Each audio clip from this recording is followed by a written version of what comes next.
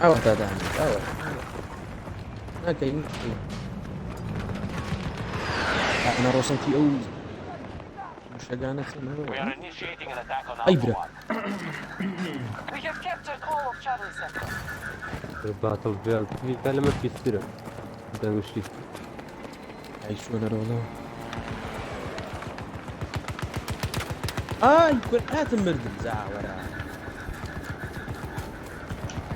حاتم يكسر هو في جوازي يمكن جوازي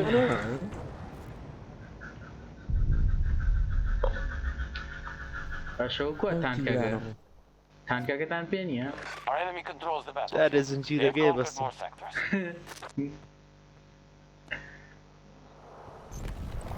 هو هليكوبتر شو اللي يخرج برانا بروتشيه أنا ولا تانك كمان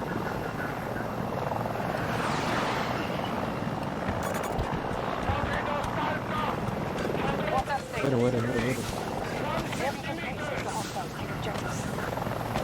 We have fully occupied Alpha Sector. Charlie 1 is now on target. هليكوبتر شحني دي انا ما هو أتريقي بينصي هي وين هو بالرغم وين بقول عاوزنا راحت هليكوبتر We have lost a quarter of our من resources. هاري يكسرك ومخواره هذا شو اللي يفهم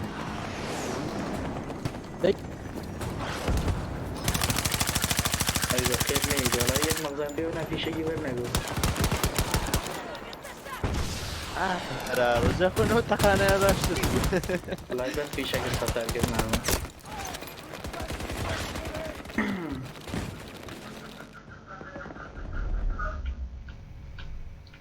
او التانكة بدو ماما أنا ولا لقيت أنا يقول ما تشر بس Alpha يقول Sector لي taken by our troops. نزيد منه او خويني اللي بام دوشكا أي كان بارش ناقم لي هو كيف يجبين باشا كاكا او ايش سايقة كمان ها درماني هذا نجيب حاجة Alpha attacking Charlie 1. وتشوفهم سعره دي وات منو سعره سعره بابي بابي سعره سيبان رو كاكا يكي انا والله يا كم كيلو مبيت هي كم كيل انا بقى دي Ready to deliver support range. دي اي برا شقيتي أنا ما تانك وش يجي One of our objectives has been lost. Begun by our forces. صدق به لكن عالم هنا بص نرى بأسركم Charlie 2 is Sure. in enemy hands. أول تعال لقفتهم برا We have lost Charlie Sector to the enemy. تسعتي شو السعر بس بكران خوشة Alter our strategy. بويس بكركي يكشي ترنا لا والله اي مش وزا قارين لا بس شيء ساقي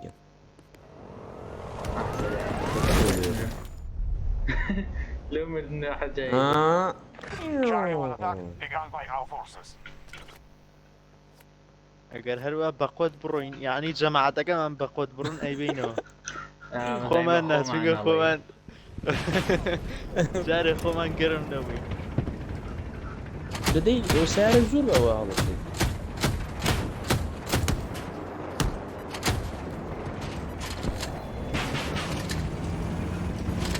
ازعر يك نفر ديارني لو ما بقى شو قلنا والله ما منا بمدى تقم ليلا كوريو دابز لا بلا ما كوريو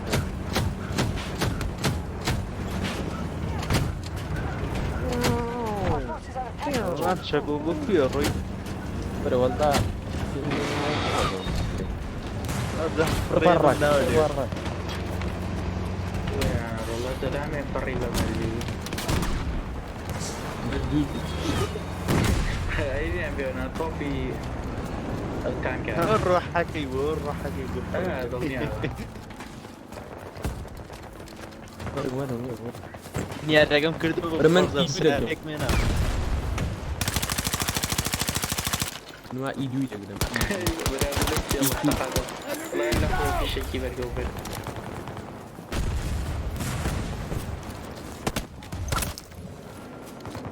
ايش بقول ما فيش باش بين ده كفيديو اقع ابين بنوف ئیدیش باش کاکە خێڵێکمان کرد کاتەوە مەش خراب نیست یەکسەر انا من اشتغل خير من ليبك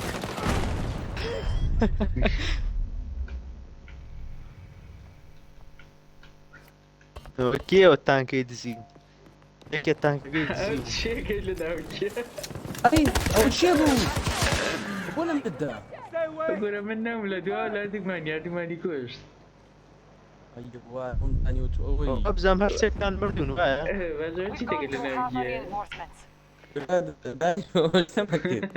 چی خۆم گەرم کرد Control most sectors on the battlefield. لا فيش بيش هو فيديو قال اما قلت زي كنا نلقى خوش على ذا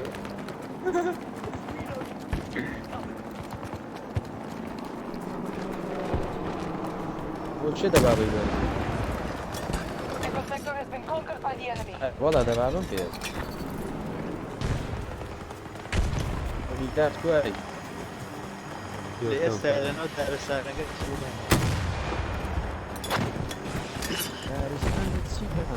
ئەوە چوومە ناو بیناکەوە بەشکم نەفەرە ببینە وڵی زۆر نەگوێتم نەفەر لە هەر لە دوا بوو ناڕوە عودوا كيو آخر قد ما تدورنا يا الله برانە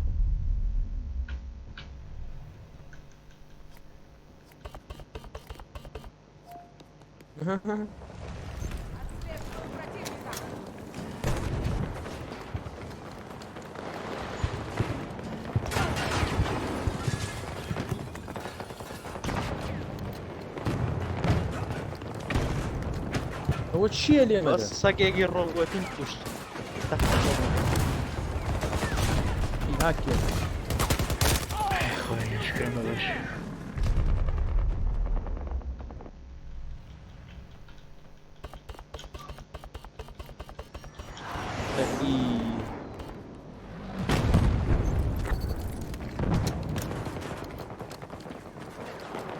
They control more sectors than us. This is the path to defeat. They've captured Bravo sector. برانە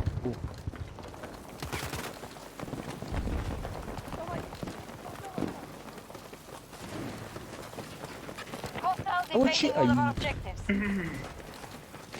وشي اي لم يدران لقى خو معنا من امي من دون يمنا يا نوني لاد في أسماء لم تفهم ذي ئەگەڵتان کەم نایانێ ناندەنێ منە دواوتم وەرە اول شيء وش تسميه سلام يا ابوي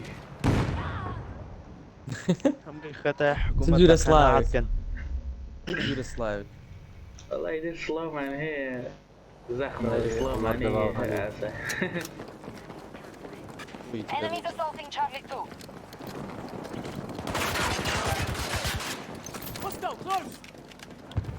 ئاگا لێ بۆ عەبدوڵڵا چۆن کردم زخمه يدو حبيبي يا قربان برا ڕۆ نەفرەوە ناکوژێت لێیە لێیە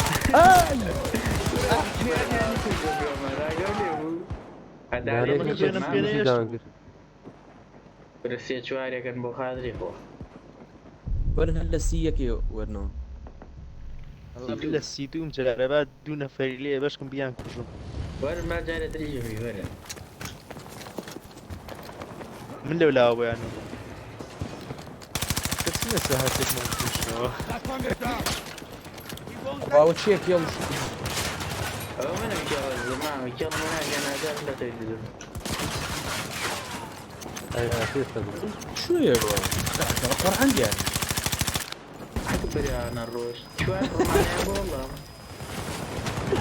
برانە ڕوت چی و کاکە بەس بیان بینم بی أنا وعر ساقيل هذا Lost هي وي control of one of our objectives. وكانوا دقا كانوا Objective seized by US forces. Charlie sector has fallen to hostiles.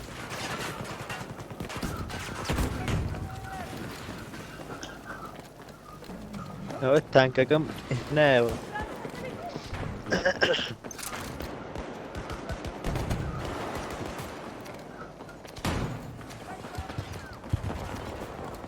لا خريكة دورين حقتان ليه جميل هنا بقدرني ذاتي. يا كم جمع كافية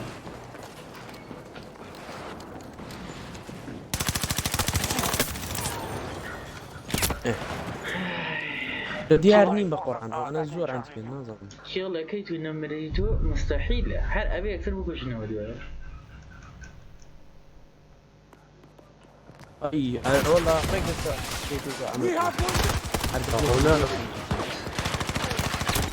هنا بس بيانتو او تشيد بابي كما قرنا يتقنوا وما تمثل اي نبي أي ورن يا كم دانا منار بول اسمع هذه وظف هو داني برا صعب قرين ورحمتي قاداني بس صعبت كان هتشد بتزيدي مالي لا ايه هذا لا انا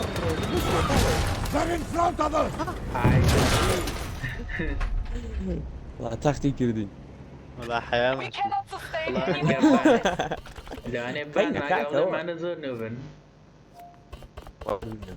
كيف وندروا يا الكشات يقدر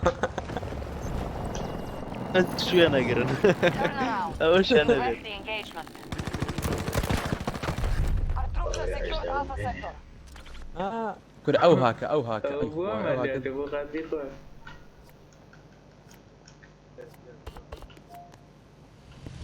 كاكا والسعر يقم فيه بنا سركم زور باشا أنا كبريت في شكل تقدر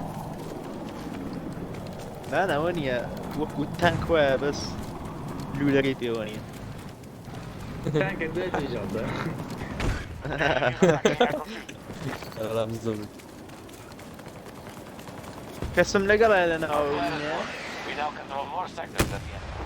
وإنه أنا بقوم منات. بس يخوي قبل بلا رون الجوان Delta sector is now fully secured. We لم have سكوات secured nearly الزخمة every sector. نزل في فيها منافسة هيك معنوية لكم تعبي بلا في فعل وقرابة ما قبل ديو خلاص ركنا قد انا لا تانيش معنا يا وتقولينا را والله فرحني بس معنا يا قاعد كيف انا داش بزيوي بس يكسر تقاني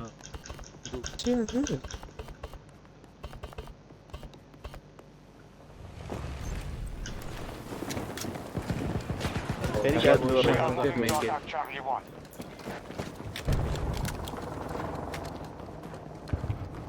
ومن بو نفر في الوجه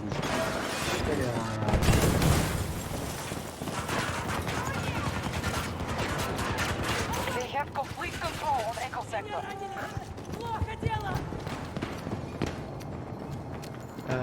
بينش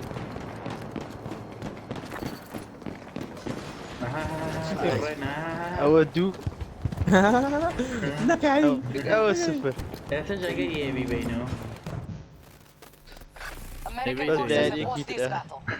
They will not win the next.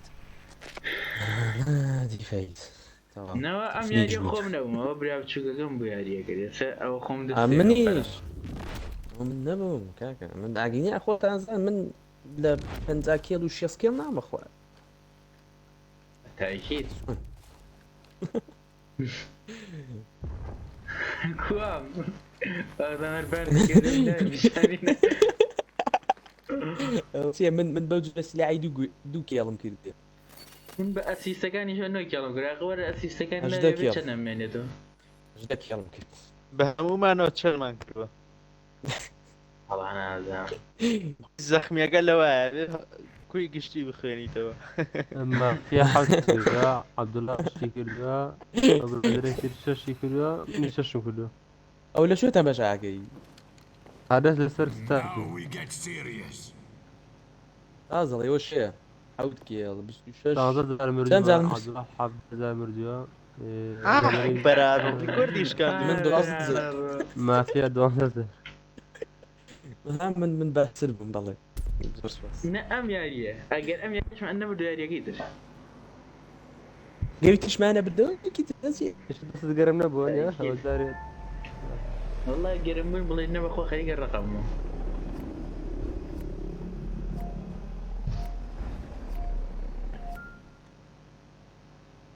طبعا یاری مان هیچ نەبوو ئەو جارە ئەو یاری تۆڵە یەکەینەوە هەر ماپە خۆشەکەیە کێشەمان نیەم جارە گەرمەبین. ما میلاد تۆ لە باتڵفی شارەزایی ئەشەوە باران ناباری خۆ مانگی دیەکە ناسي کو یعنی عنی بوو باران نابارێت لە دنیای ڕاستیە لا راسي يعني ريكي لە ڕاستیە وەڵا نادام باران درەنگ نەکەوتو هەستەکەن خواسة I'm the expert, so shut up and pay ئەو attention. زانی خەتای کێیە؟ خەتای حکومەتە نا ئەمە خەدای حکوومەت نییە. The Russians Drive have decided video, to hit us get where we Russia. live. باش I guess they're ئەزان tired of کێڵی being the arms دا race. Our top-line weapons Oh, are tank, provided I by guess a I'm Anio manufacturer Disano. named Nordvik. Their autonomous facility in Scandinavia Am is jara being targeted Amerika, by Russian dunya bin forces and Abino. allied notepads. دڵنیاتانە This گەڵ. facility أكيد. must be recovered and secured under American Okay. control. ئەوە نابێ You wouldn't ڤیدیۆی want us to run دومیان out of bullets anytime soon, would you? یەکەم داوە Do your best ڕاین. firepower. Keep warm. Command out. ئەو جارە ئێوە قایمە هەموو کەوتنێک هەڵسانوێکی لە دوایە چۆن بوو بەس گرینگەوە چۆن جوان بوو جوان بوو وەک جوان. نەک وەک ئێمە ئێمارە کێوینەوە دەستینەوەرە کێوینەوە مەتام یوتیوب بێدانێ بەس بۆ فەلسفە وەڵا خۆ گرینگە شتێکی گرینگە بوو هەرە بابە جارە قسەکان خۆمانمان لێ تێکە چێ فەلسفەیەکی برابە یادەکەمێ ئەوەی بۆی ئەوێت تێبێکی سەرکەون کاگە سەرکەون وەرە سەر و پاسەکەوەمان بیلار وەرە سەر لفراد ئەڵێ فەلسەفە درۆ داینە ناوە گرامەوە بۆ حەسوڵ بەسەر.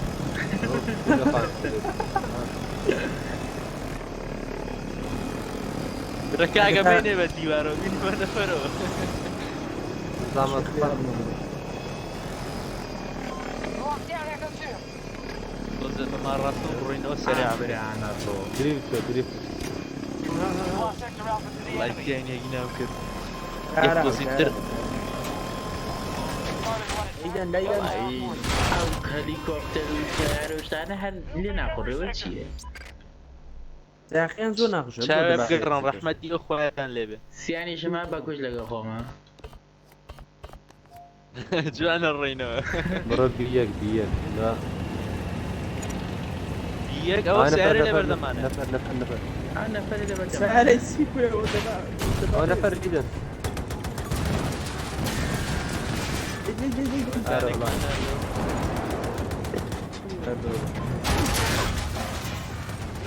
زەڕاکەین وەفامە دەرینەیان یاوە.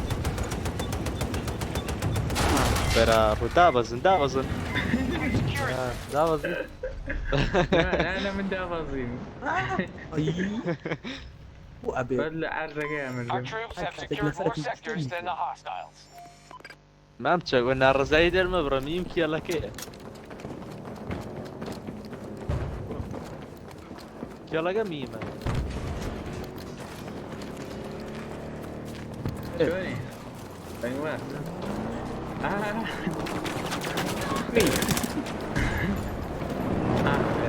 شەڕە لەقەیەکە لێرە ئەوە یەک چێڵ بە خۆشی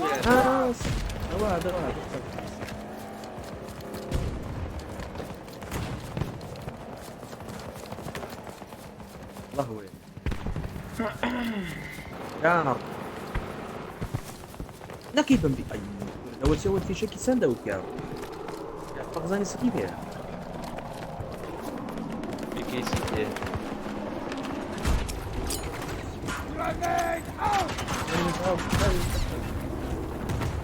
جماعة النفر دوام كودو ورمبوي. My sentry is ready.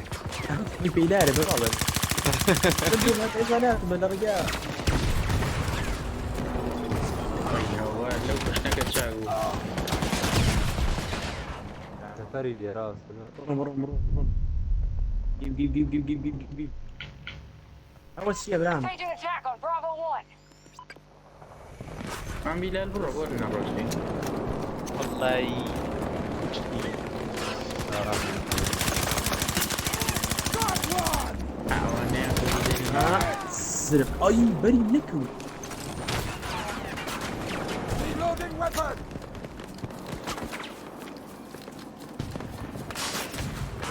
شر التخطر شيو تيري وزن كاكا هليكوبترم بيوانا سردو مساخين باش. نعمل بابا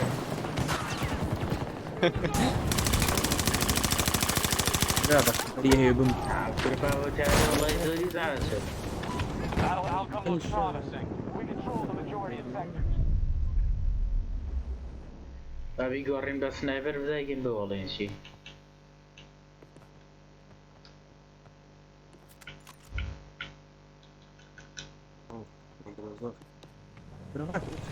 وش اللي قلنا واحد؟ أبوه. يا كم من لبوري راكتن Sector Bravo just fell to the enemy. يا ولا.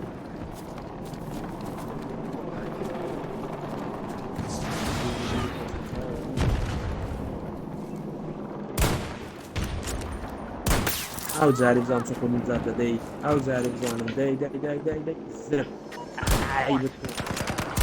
Taking control. Bravo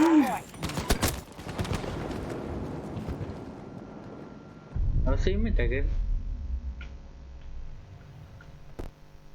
نيجبو. They're weaker than when they started. Keep hitting them. خلاص سنايبر أقا باشترم لها السلقة من هاي برادر.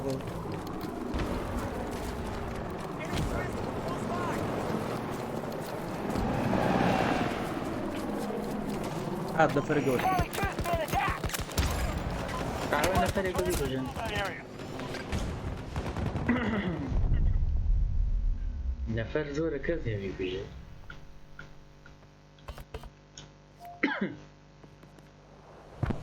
فرواو.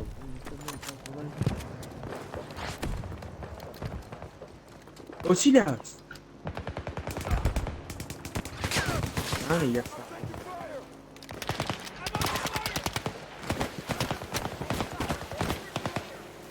طب أنا بس سنايبر يجيلين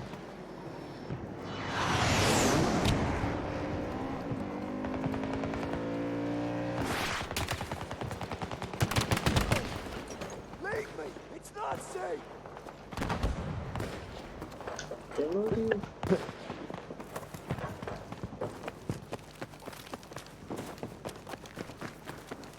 والله خشيت One of our فاتشي objectives is داني under أنا attack. أدوم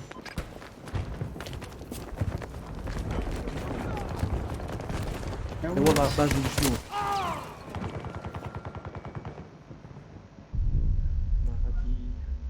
لا قبله.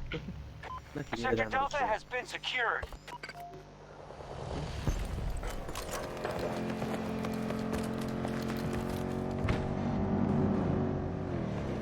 أوه يلا معنا هلا أخوة تقام قدامي مجوش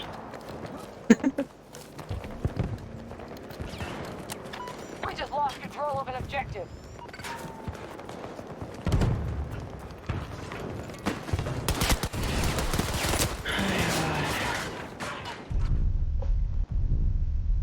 كانوا. هو ما عشان خرابة Charlie 2 targeted by the enemy. They just took Sector Alpha. هو داني وانا ما عم نيلاك بله ما بي ما هو خريجي هليكوبترم. هو بلال أنا ما بلال خدني والله متى اللهم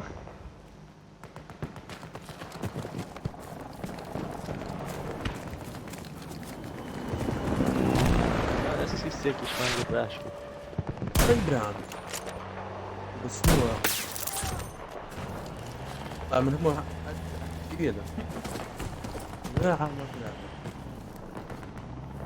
أنا خدم طاووس.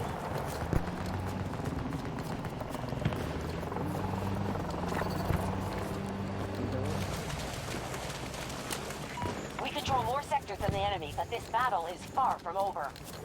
Multiple enemies in sight. Hostile troops. ضرب خواتم يعني الشر يعني الله نعبده. We have hostiles moving on Charlie 2. Sector Bravo is now secure.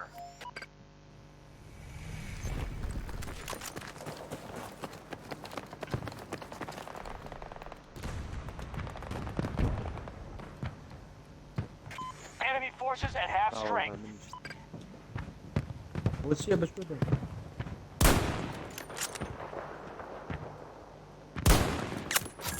That's another one for me.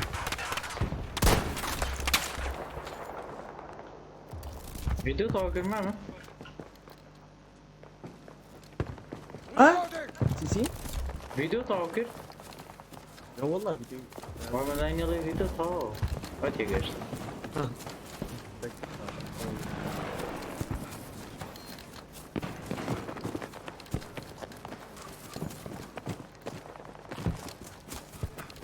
طالع بشتري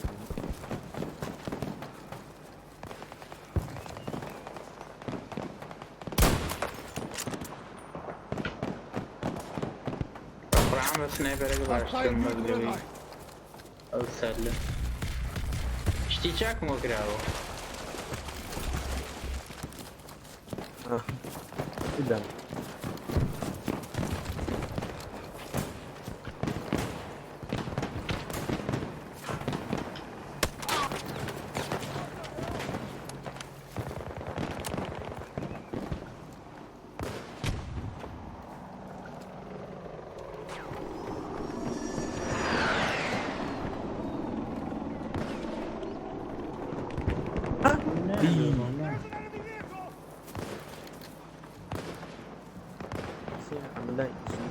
Charlie 1 was just secured by our forces. انه ابوك لازم يكون Charlie objectives under control. Sector secure. اللي لسر بیناکەم بە سنایپەرێکەوە بەشکەم We no longer control نەمکوشم. Charlie 2. أما هادي دو. بخير. لقنا الريون تابعهم. Our forces are advancing to take Charlie 2. خەوتەبووم تۆزە لەمە بەرێز خەبەرم بۆتەوە. بلا بلا. زي ما من بلال السلام عليكم. أول والله مني جمتك شوف من هادي. شي ما فيها جيمنج خوي. انتي حركة خوي كبرى أنا. ولا سيف ولا بس نجودو اير الزور خوات أو نادم تقامن يقبل وقامهم تشتنا متقامنهم. ماني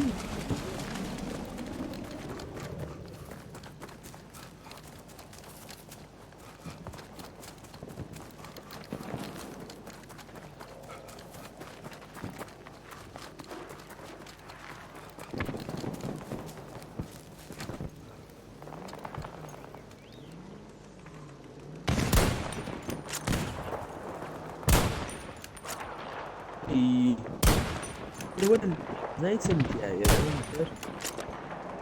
يا بس يديو هاي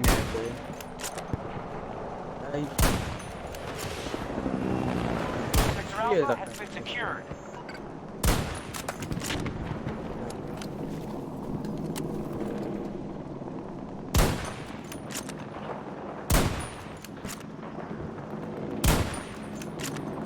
والله جدا يعني قشط.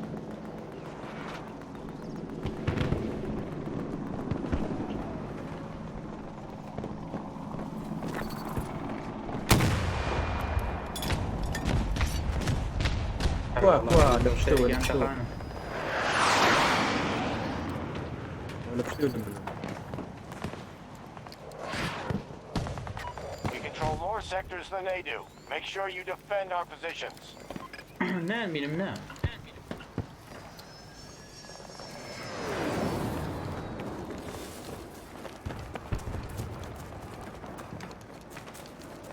ئەتوان لەو شوێنی منەوە زیندوو بنەوە ئیتر بە سنایپەر ئەتوان شەڕکەن لەو بەرزایەوە تۆ لەکوێی؟ سەر بیناگەم ئەو چوونی وێ چۆن دوای لێ ڕیسپاون بی؟ لای لەسەر نەخشەکە نەدەی دانێک دەمەوە. بکوشت زۆر خۆشە ئەم شوێنە بۆ One of our objectives has been سنایپەر attacked. وەڵام من سنایپەرم بێستێم Now under our control. جا بۆ ئەو هەلیکۆپتەرەش باشە ئەتوانی پێوێنی کامیان تۆی یان لەسەر بیناگەم تاو تاو هاتە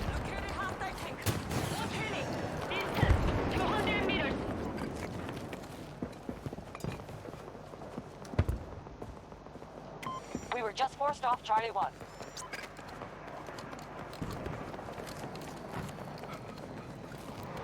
لیوارەکەی وەرە بەرزە لە هینەوە توانی We are attacking Charlie 1. چۆن مام میلەر ئەتوانی چی قەراخەکان سوچەکان؟ سوچەکە وەڵای فکری باش چەند تانکێکیش نایەنم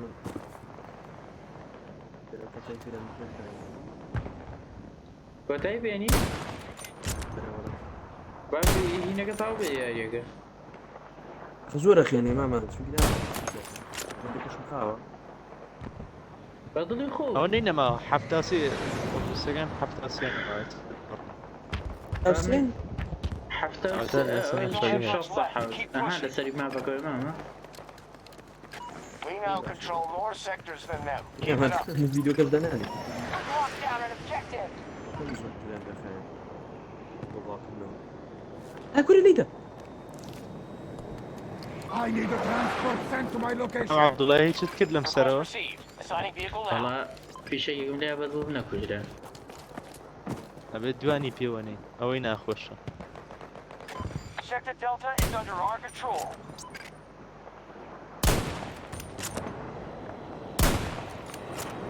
Allies targeting Charlie 2. بەری ناکەوێت نادام بۆ دەستمانە لای سێریگە چیم تاواگە سێریگە ها قەلم لەماوە دارێکێکم لێ هو تشيكي ئەوە دانێک تارە ناوێ با تیارەکە کوشتمی ئەم بیلاری جات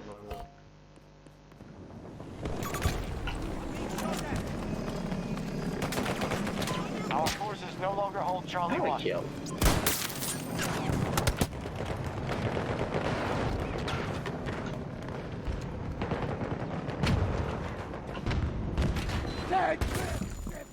نایڵە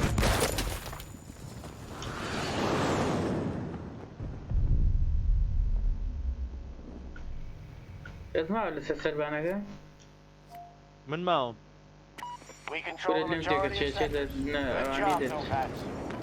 هەر ئەویش لەم حەفتە بەدەنەوە Charlie 1 is now Down. controlled by the Down. enemy. غاز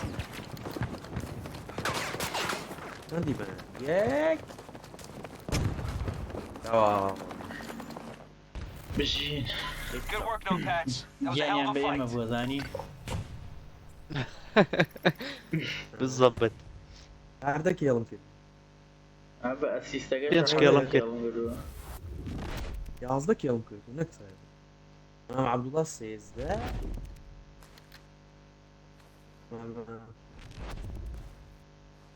راكي بدو اما ميلاد ها راكي يلا بدو ئەگانیش ماوە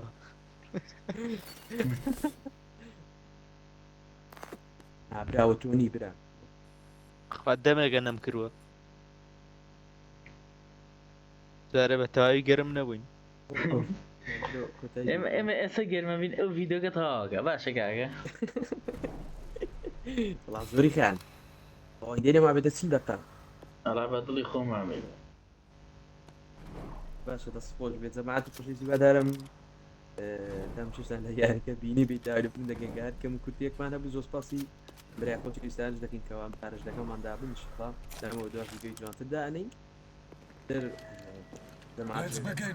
کۆتایی بیکەن کۆتایی قسەی چی بکەین وەڵا بڵێن تاوە دەستان خۆش بێ بۆ ئەو یاریە نووبانە یاریە نووبانە.